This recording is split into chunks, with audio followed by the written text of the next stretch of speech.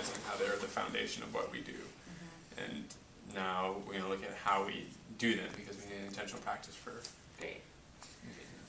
So we've all been in relationships, right? As we went over before. And how do we build relationships? We talked about looking at the quotes, words. We talk to each other.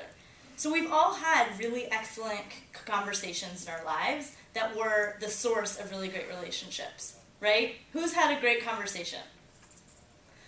So can you think for a second, what made a conversation empowering? And tell me a little bit about that conversation. I mean, when the person engages you and wants to know about where you're coming from and like really seems to care. Mm-hmm.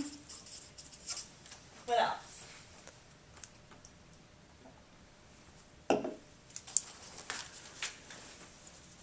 Think about your most successful conversations where you really felt empowered afterwards. What happened? They asked you questions. They cared about you. What else? They found ways to relate with me. Mm-hmm. Say more about that. What do you mean? So I was just having a conversation with Joaquin. I was talking about how my story was greatly influenced by my parents. And so he identified with that, and his story he adapted to make it about his parents and how that helped him develop. Totally. What else? I know we've all had some great conversations in our days. I think being invited sometimes makes you feel...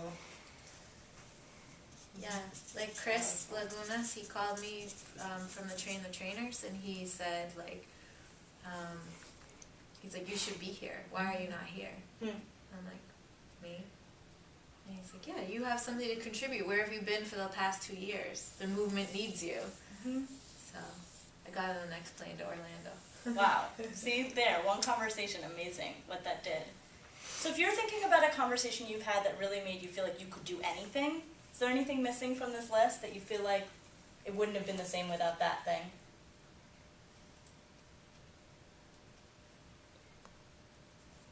So something I want to add is that I learned something, right? Like, usually my best conversations, I don't just leave being like, oh, I'm the same person.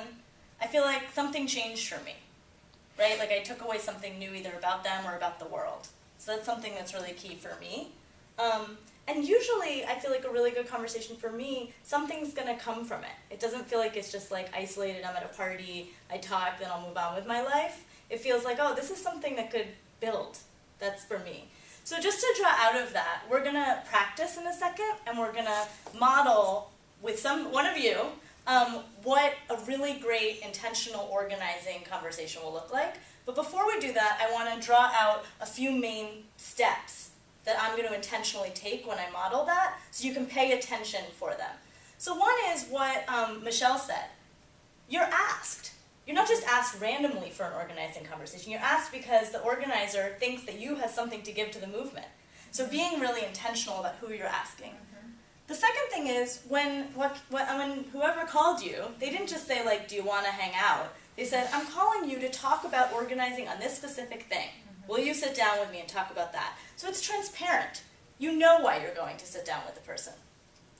Then what came out really quickly was that the person's asking you questions. They care about who you are. So we've been talking all morning about story.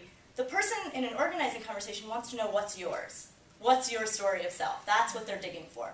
And like I said, I want to learn something. You're not just asking the other person to share. You're sharing your own, and in that way creating more space for the other person to share their story. One thing that I also want to say is that the next step after you find out the person's story is you figure out, where do you both want to go? Like, you got your story. Most of our stories have struggle. There's challenge. There's choices, but it's not like we fixed everything by ourselves.